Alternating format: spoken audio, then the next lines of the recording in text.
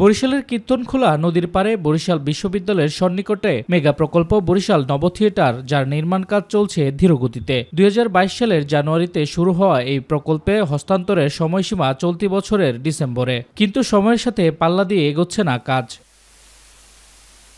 নব থিয়েটারের অবকাঠামো, gallery, swimming pool, children park, গাড়ি পার্কিং ও নক্ষত্র প্রদর্শনীর কাজ এখনও চলমান। তবে ঠিকাদার প্রতিষ্ঠানের দাবি, নিরাপত্তাহীনতা ও বহিরাগতদের অনুপ্রবেশের কারণে ব্যাহত হচ্ছে কাজ। সবসময় ২০০ লোকের ভিতরে ঢুকে আমরা টাইলস লাগাই, পাড়াই চলি, মানে টাইলস ডাবাই দেয়, টাইলস ভেঙে যায়।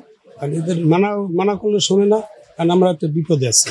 ঠিকাদারদের দাবি, নির্মাণ কাজ শেষ না হওয়া পর্যন্ত নব থিয়েটারে জনসাধারণের প্রবেশ নিয়ন্ত্রণ করা উচিত। অন্যথায় কোনো দুর্ঘটনা ঘটলে দায়ভার কে নেবে তা নিয়ে প্রশ্ন থেকেই যায়। পরিচালক মহোদয়কেও আমরা এই বিষয়ে অবগত করেছি যে জায়গাটি সন্ধ্যার পরে আসলে নিরাপদ নয়, ছাত্রছাত্রীরা বা বহিরাগতরা যেন এখানে না আসে, সেই জন্য আমরা প্রশাসনের সুদৃষ্টি কামনা করেছি। শ্রমিকরা জানান, অনেকেই শিক্ষার্থী পরিচয়ে প্রবেশ করেন, ফলে তাদের চ্যালেঞ্জ করতে দ্বিধায় পড়েন। বিশ্ববিদ্যালয় কর্তৃপক্ষের সঙ্গে যোগাযোগের চেষ্টা করা হলেও কেউ ক্যামেরার সামনে কথা বলতে রাজি হননি। সন্ধ্যার পরে মাদক সেবীদের যে একটা আড্ডা, এখানে এগুলো আমাদের জন্য মানে একটা পেইন হয়ে যাচ্ছে। অনেকজন এক লাগে আসে, আমাদের ডাকলেই দিতে, আমাদের গায়ে তো হাতও দিতে পারে, তার জন্য আমরা কিছু বলতে পারি না, আমাদের ভয় ভয় থাই। ছেলেমেয়েরা অন্ধকারের ভিতরে ঢুকলে সেটা তো না করতে হবে তাদের।